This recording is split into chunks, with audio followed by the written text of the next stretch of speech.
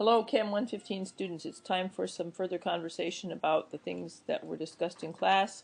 We need to go further in the conversation about oxidation numbers and about net ionic equations, each of which takes some time and more examples you see, hopefully this will make more sense.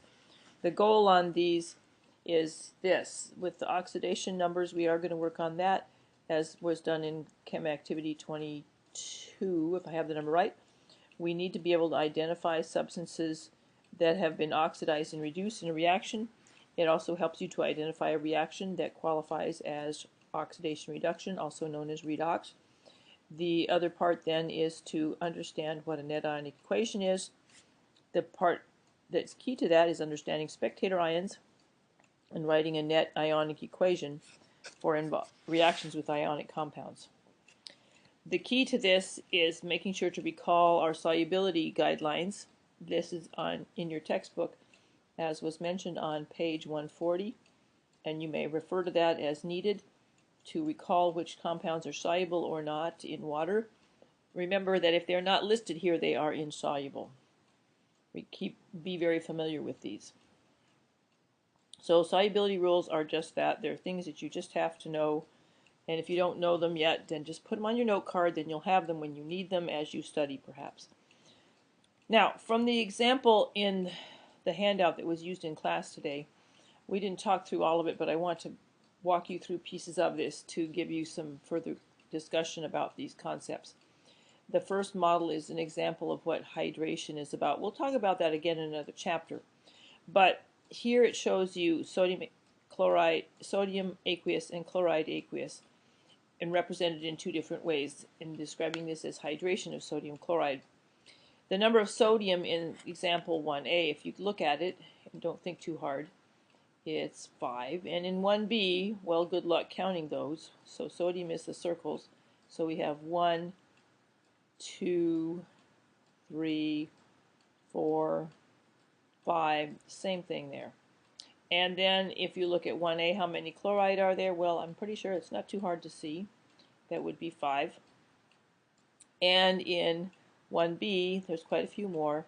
1, 2, 3, 4, 5. Oh, same as we saw in the first diagram.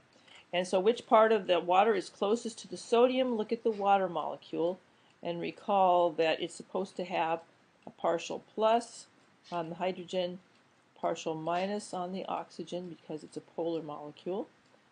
And looking at diagram in model 1b, you will see the part of the water that's closest to sodium should be the oxygen.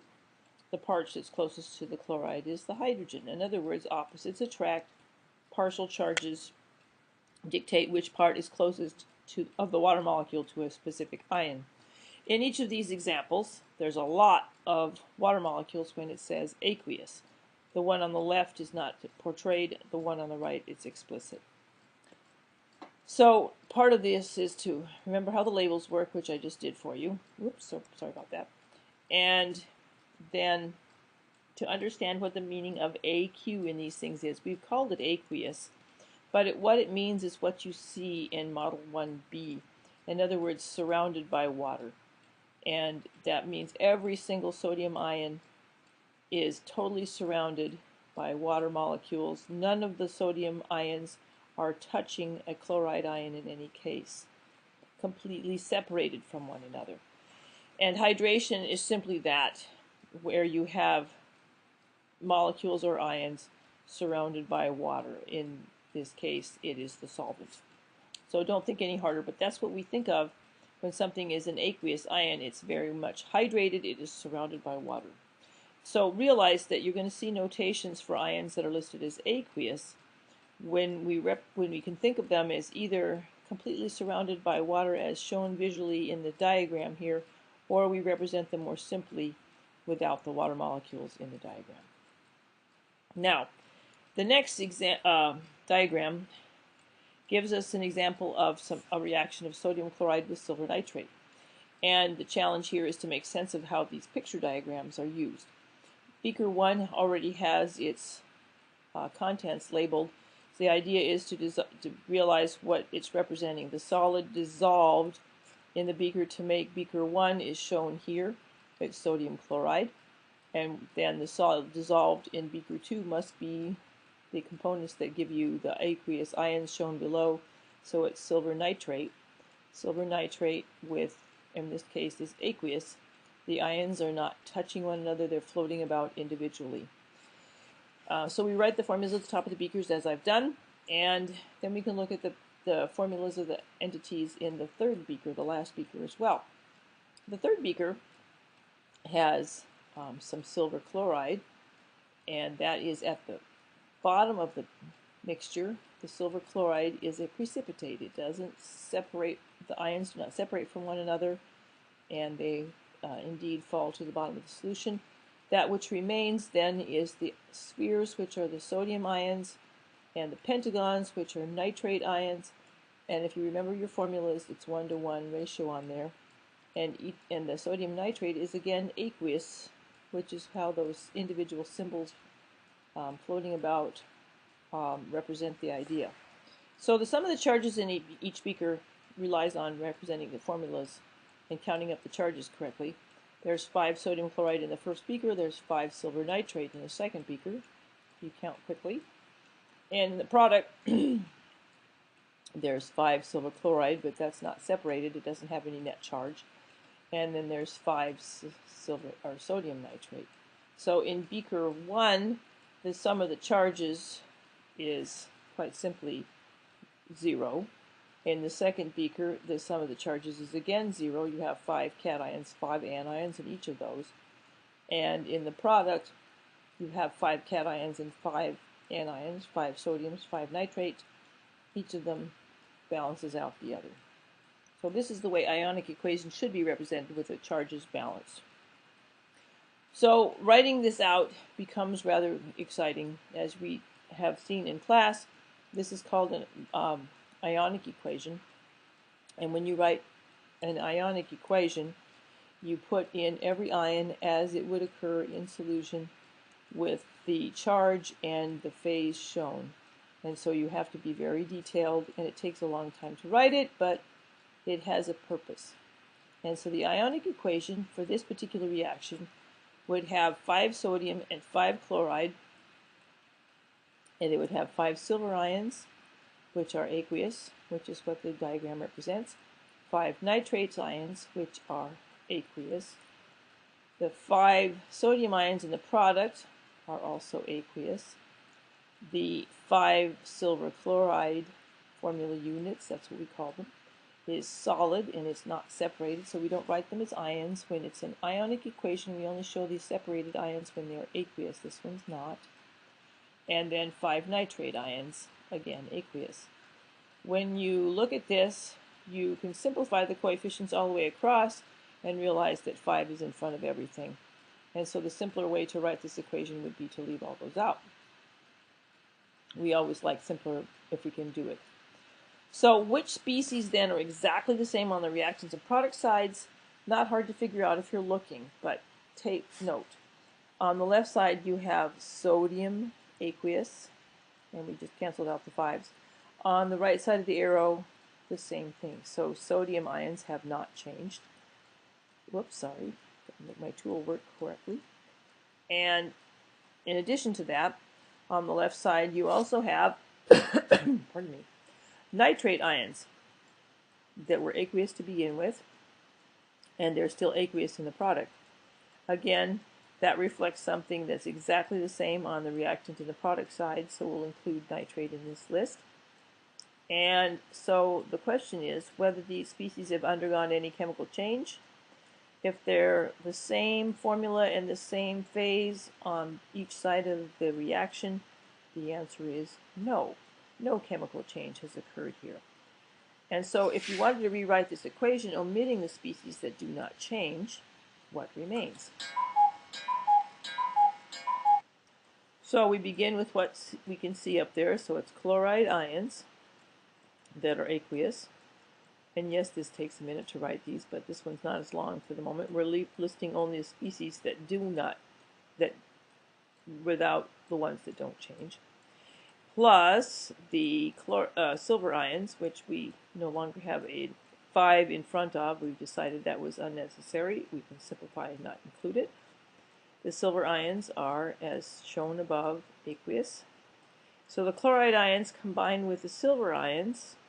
The products then become, or one product that is in this particular example, is silver chloride, and the silver chloride is a precipitate, and so we list that as solid. So this is only the simplest portion of the reaction. The species that don't change are left out. Going on from there, this is what is described about writing ionic equations. The first one is called the ionic equation, which I noted for you, because all the ionic reactants and products that are shown in the forms that are actually present in the solution. So when they're aqueous, they're separated. When they're solid, they're combined. In this example, there are ions present in the reactants that do not change according to process in the reaction process, and we noted them in question 13. These are called spectator ions because they seriously don't undergo any chemical change. In order to focus on and represent the actual changes in a chemical reaction, spectator ions are typically omitted from the equation, resulting in what we call a net and ionic equation, which is where we ended up on the previous slide. If all the ions are spectators, nothing happens, and it's a no chemical change results. One like that was shown in class as we discussed Chem Activities 21 and 22 today. The product would be called NR if we don't have any chemical change. All right, another example or two. These things are all cations and anions swapping, so you can kind of pay attention to charges and realize what's going to happen. So this one's similar to the previous one, where we're going to figure out what the formulas of the reactants and products are and portray them in the spaces allowed at the top of these funny rectangular beakers. So the reactants and the products, what do we have? First beaker, two different things that you can see from the left here. And the first one is sodium hydroxide. And if you're astute, you should be counting them as you go. And sodium hydroxide would be aqueous because all the ions are separated and each of them are represented as shown in the key at the left with aqueous after them. So count them up: 1, 2, 3, 4, 5 sodium, and I believe there should also be 5 hydroxides. The middle box shows, what is it then? Well, I suppose that would be HCl, which is hydrochloric acid. And so guess what? We have an acid-base reaction. These are aqueous ions, so HCl should be listed as AQ. And to be complete, count them up: 1, 2, 3, 4, 5 hydrogen ions and 5 chloride ions. That's 5 HCl. In the products now, what do we have?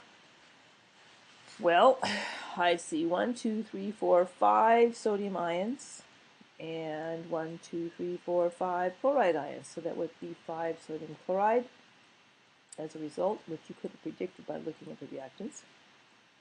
Those are aqueous. And then what else is in the beaker?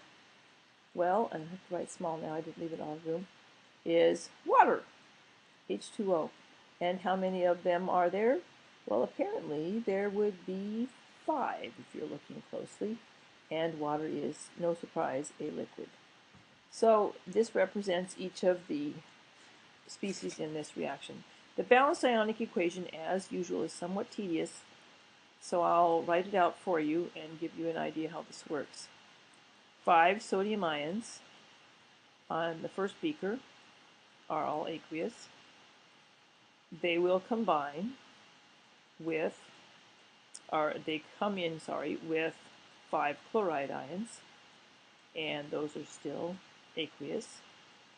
The second beaker then, the second mixture that's combining in this particular reaction, is going to contain the 5 HCl, the ions from the HCl, so that would be 5 hydrogen ions, single plus, aqueous, that's what the symbol on the left shows you, and that's also with 5 chloride ions,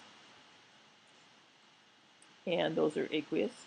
That's what the little symbol represents, is an aqueous ion, and these will have combined as the reactants to make something interesting in the products. And the products then are 5 sodium chloride, aqueous, so we'll separate that into individual ions. That's what the ionic equation does. It represents everything that's aqueous as individual ions. So 5 sodium AQ and plus some chloride ions, sure enough. So 5 of those are in this final product diagram. And after that we have water molecules, and there are 5 of those. Well, let's get rid of all the 5s. You can already tell those are unnecessary. And 5 water molecules are certainly a liquid. But we don't take them apart in the ionic equation because water is a covalent molecule. We kind of sometimes overlook that. And we do need to appropriately list it as liquid. Things that are aqueous we will list as separated ions.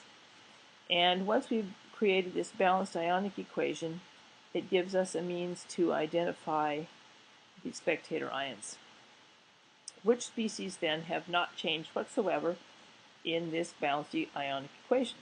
The first one is the sodium, which on the left is right there. On the right, same thing, same number. No new pieces, nothing new changed. So one of them is sodium. The second spectator ion, if you pay attention, oops, I left a charge out, would be the chloride ion. And the chloride ion on the left is aqueous, same thing on the right. And that doesn't leave as much once you take that out to write the balanced molecular, or the final equation, the net ionic equation. And so in this example, what remains, we need to double check. I didn't put that one in here. So let's go on to number 19. The net ionic equation is what remains from reaction 1, where you simply have, oops, I forgot the tool, hydrogen ions combining with hydroxide ions, each of these being aqueous, to make water. And so I forgot to make sure to put the notations in here to be complete. Aqueous on each of those ions in the reactants, and the product is water. Oh, that's all. And it seems a little simplistic, but in fact that's a very common outcome for an acid-base reaction. Now, I led you to that without doing reaction 2, so let's go back one slide to reaction 2. There we go. So reaction 2, let's figure out what the formulas are of the reactants products that we can represent here. If you're paying attention to the symbols on the left, the first beaker would have sodium hydroxide, and if you count them up, you can determine how many there are. Presumably this is set up to be balanced, that's the intent. And if I count correctly, I have 1, 2, 3, 4, 5. Common number in this set of examples. And 5 sodiums, 5 hydroxides, if you're counting closely. Second box must be, again, HCl. Wait a minute, this isn't the example I was looking for. I was looking for reaction 2. Pardon me, let's do reaction 2. So, look at this one. So, in this example, the first beaker is having a carbonate ion, and this other ion was the one we've seen before, that's sodium ions, aqueous sodium ions. I apologize. And so the first reaction mixture, the first beaker, will have sodium and carbonate, and if you look at it, the equation, the formula should make sense. 1, 2, let's see, count them carefully. 1, 2, 3, 4, 5, 6, 7, 8, 9, 10 of those, and 1, 2, 3, 4, 5 carbonates, so there's twice as many. So effectively there is 5 formula units of sodium carbonate. These are all aqueous. They are separated, they're floating about in solution, none of them are close to another. In other words, literally they are surrounded by water molecules, but we don't represent them directly because it's too hard to look at them. The second beaker, again, this is the same symbols as the previous reaction where we have HCl. And if you count these up, I believe there's 10. And we're setting this one up to be balanced equation as well, so you don't have to. And 10 HCl with the 5 sodium carbonate, results in what you see in the last box. Well, let's identify the products that are available in this beaker. In this beaker, we have, let's see, up here in the diagram is something new. This would be water. So how many of those are there? 1, 2, 3, 4, 5 water molecules. And in addition to that, there are sodium ions, and there are chloride ions. Oops, water's a liquid, I didn't leave room for that. And so I would call that sodium chloride. Again, if you count 1, 2, 3, 4, 5, 6, oh, there's more than 5, 7, 8, 9, 10. Well, I had 10 sodium ions to begin with, so that's only fair. And if I count up the chloride ions, I bet they come out even too. So it should be 10 sodium chloride. And those are aqueous, the way they're represented. They're floating about, not attached to, not close to one another. And that's notation is AQ. Lacking space to finish this here, I'm going to write it down below. I beg your apology for that. The remaining product is something new. So what do you suppose this species is? It comes from the one in the first beaker, which was CO3 minus 2. That would be carbonate without one of the oxygens. Well, surprise, it's carbon dioxide. And so those are represented in this beaker at the top for a reason, because carbon dioxide, as you should probably recognize by now, at least I hope so, it's a gas. How many of them are there? I'm pretty sure there are 5. So if we looked at this in the simplest form, we could take a factor of 5 out of each of these species. So the balanced ionic equation, these are tedious, but I will walk you through this because it's helpful to see them. In the first beaker, we have 10 sodium ions, and they are all aqueous. And in addition to that, we have some chloride ions. No, we don't, not this one. This one's carbonate, okay? And so how many carbonate ions? We said there were 5. And so 5 carbonate. And these have a charge of -2. We always put in the charges when this is an ionic equation. Sometimes it's something you overlook, but you shouldn't. And then we proceed to the next beaker. And the next beaker has HCl, so there are 10 hydrogen ions. And those are still aqueous. And 10 chloride ions, which we wrote in just as calling it HCl at the top of the beaker, because that's another way of thinking about it. And then we go on to the products. Oh, apologies, the tool is not writing nicely at the moment. It needs to rest probably. So on the product side, we begin with 5 water molecules, which are liquid. And for an ionic equation, you only separate the aqueous ions, so water stays as shown. And in addition to that, we have 10 sodium ions. Oh my. And they're still aqueous. And we have also 10 chloride ions. And they're still aqueous because it's what we have when it's aqueous sodium chloride. So in addition to the 10 sodium ions, you have 10 chloride ions, and just what we showed up there at the top. Again, noticing that the ions that are aqueous are separated, but the carbon dioxide is a gas. It's a covalent molecule. It is a product.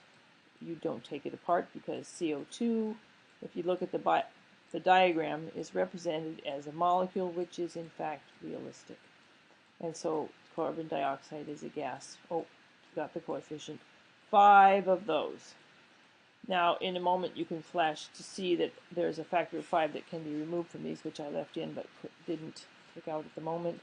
You could reduce all of the 5s to nothing and the 10s to 2, which makes the equation look a little less complex. But the bottom line is to take a look at this and to see where the spectator ions are. And the spectator ions are, again, those things which do not change. So in this reaction, On the left side, I see 10 sodium. On the right side, I see 10 sodiums. So again, those are spectator ions. I will circle those to make them more conspicuous. And on the right side, or sorry, the left side, I also have some chloride ions. Let me think, how many chloride ions do we have here? Well, we're dividing everything by 5, remember? I didn't finish doing that. And so 2 goes here, and 2 goes here, which matches up with the 2 chloride ions on the right. So yep, that's a spectator 2. And in addition to that, what remains? Well, everything else has experienced a change. So what's left becomes what remains to be shown in our balanced net ionic equation. So if we come back and look for it, and I'll write it on the next slide, there's carbonate combining with hydrogen ions, 2 of them, to make water and CO2. Different kind of reaction, but that's the nature of this one. This one is an acid-base reaction. Okay, so for reaction 2 this time, what did I just tell you? We have carbonate ions, and they have a charge of -2 that are aqueous, combining with 2 hydrogen ions, and they're aqueous. The products being water, and that's a liquid, carbon dioxide, other product. Now make sure if you look at this correctly, it should come out balanced if we haven't overlooked something that was left on the other slide. And I see 2 hydrogens on the left, 2 hydrogens on the right, 3 oxygens on the left, 3 oxygens on the right, 1 carbon on each side. This reaction checks out, it's balanced. So that's the net ionic equation. This is the second type of acid-base reaction because you're going to get carbon dioxide generated anytime you have a carbonate or a hydrogen carbonate reacting with an acid. This is, in fact, one type of base that will be discussed later in Chapter 10 to more detail. But for the time being, it's worth mentioning it because it seriously is an acid-base reaction and one you are able to observe in lab. Carbonates are not uncommon in reagents that we can use in the lab. Okay, so what's the differences in the models between the acid-base reactions and Model 2? If you're noticing, the acid-base reactions have water in their products, and Model 2 was the silver nitrate and sodium chloride reaction, and that one has a precipitate. So it's distinctly different in that fact. But the acid-base reactions have water in these examples as a product, and Model 2 has a precipitate, which is always listed as S. Important things to notice. Okay, so these acid-base reactions are similar in that aqueous ions recombine to create new products. The products may include a liquid, such as water, or a gas, like carbon dioxide, which in either case is a chemical change. When an acid reacts with a metal hydroxide, water is produced, but it requires a hydroxide. When an acid reacts with metal carbonates or metal hydrogen carbonates, CO2 gas and water are performed. So these are types of acid-base reactions, 2 different ones, either with a metal hydroxide as your base or with a metal carbonate as your base, giving you slightly different products. In each case, water is present, but one of them has CO2 in addition when there's carbonates present. All right, there's more examples that I encourage you to look at, which I'm going to pass over for the time being, but they're in the exercises for this activity. They give you practice with ammonium sulfate and potassium bromide, which you can find and compare with these diagrams and decide what the net ionic equation is for each of them. The second one in the exercises is reaction 4, where you have lithium as the square and barium as the little shaded oval, and you can decide what the products should be and draw them out. I encourage you to try these. There's a very good exercise in practicing net ionic equations. So the remaining part of this discussion is about redox. All of these things take practice. Redox tends to be complex, and it tends to be things that make people easily confused, so we have to think about it carefully. in a historical sense, oxidation is literally adding bonds from an element to oxygen. Adding oxygen to something is oxidation. Reduction is the opposite then. It's the removing of oxygen from some kind of oxide in general to make an element. But there are more definitions than that. The broader definitions can be used, are, as mentioned in class, are described by this mnemonic. Oxidation is the loss of an electron, or at least one, can be more than one. Reduction is the gain of at least one electron. So that results in what's called oil rig as a mnemonic. So redox reactions are those where electrons are transferred from one atom to the other, and the goal is to be able to recognize them and to follow to determine which species gains electrons or which loses them. And in order to do that, you have to think of their charges. And charges are like the oxidation numbers that were discussed in Chem Activity 22. Sodium, combining with chloride to make sodium chloride. What are we having for charges? Who got more electrons? Who lost electrons? So sodium has a charge of 0 as an element. Every element does. So chlorine also, as an element, has a charge of 0. But in the product, sodium is an ion now because we've formed sodium chloride, an ionic compound. Chloride is the negative one, the anion.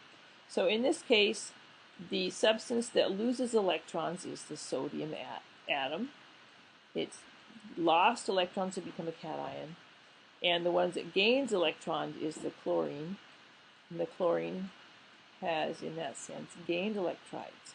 So chlorine is getting reduced, and the sodium is getting oxidized. Right here. Okay, so sodium gets oxidized. Oops, spell it carefully. Now, can we take that thought and apply it to the next example? The next example shows copper 2 chloride reacting with aluminum to make aluminum chloride and copper.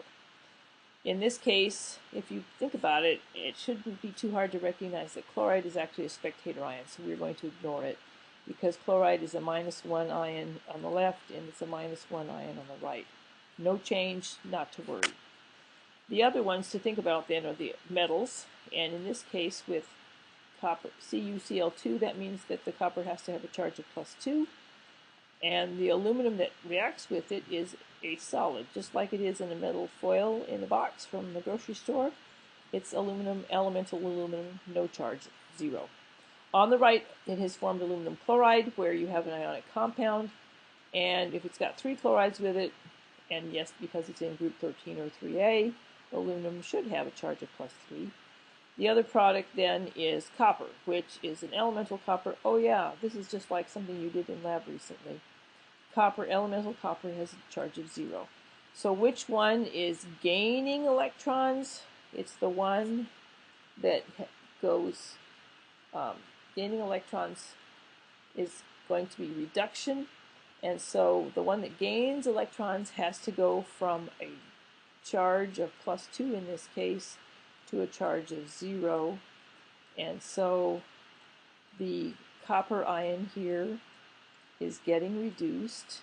Its charge is going from +2 to 0, so gets reduced. Reducing the positive charge applies, and accurately so in this case. The other entity in this reaction that's being modified in the reactants would be the aluminum, which is losing electrons, and it loses electrons, and that means it is getting oxidized. And losing electrons is what happens to aluminum in this case, so it's getting oxidized. Part of the goal in all of this is just to make sure that you can recognize this specific reaction type where electrons are being gained and lost. They're not at all the same as precipitation or acid-base, but it takes some practice with the examples for them to make sense. All right, so here you go. There's the war of the electrons. Losing electrons. Are you sure? I'm positive. So oxidation is loss of electrons. Reduction is gain of electrons. Use that if it helps you. Here's another example. Another way of looking at this is in terms of going from one kind of charge to another. So if you go from A2-, to A minus, it's because you have lost an electron, so that's being oxidized. So each of those examples, reading from left to right, is an oxidation step. Going the opposite direction of gaining electrons is reduction steps. So that would apply to the example with the copper chloride and the aluminum that we saw. The aluminum in this example gets oxidized because it's losing electrons, and the copper ion on the left gets reduced from a charge of +2 to a 0 charge as a copper metal. And so this is an example of each of those in this particular reaction. Not the what you should be familiar with it, since you saw this one in lab, at least those who were taking lab got to see the copper 2 ions reduced to copper metal, and the aluminum gets oxidized from a metal to an ion. In this case, when you did it in lab, it doesn't have color, but the copper ions did, so the color of the copper ions leaves. One more, and I think we've got enough for today. So magnesium reacting with hydrochloric acid, we're looking to see which element or which substance gains or loses electrons. On the left, magnesium is a charge of 0 because it's a solid. On the right, it's hydrogen as an element, a charge of 0. Not necessarily because magnesium is a solid, but magnesium is an element, is why its charge is 0. And the same as the oxidation number. The HCl then must be the other substance that might be getting a change. So you go from hydrogen ions with chloride ions in the HCl, hydrogen +1, chloride -1. But on the product side, hydrogen ions are now 0, but the chloride ions are still -1. So chloride is a spectator in this process. It has not changed. It's aqueous and it's -1 in both cases. The other ion on the product side with the chloride then is magnesium, and magnesium in the combination with chloride is going to be its ordinary cation, which is the +2 cation. In this example, magnesium has gone from 0 to +2. It lost electrons. So magnesium loses electrons. We're always thinking in terms of reactants. And the one that gains electrons is the hydrogen ion. It picks up electrons and becomes hydrogen molecules. Wow, that was a lot to think about. I hope that these reactions have helped you. I realize that it's complex and it takes practice. Good luck as you work through your examples. I wish you luck in finishing your homework, and we'll see you in class.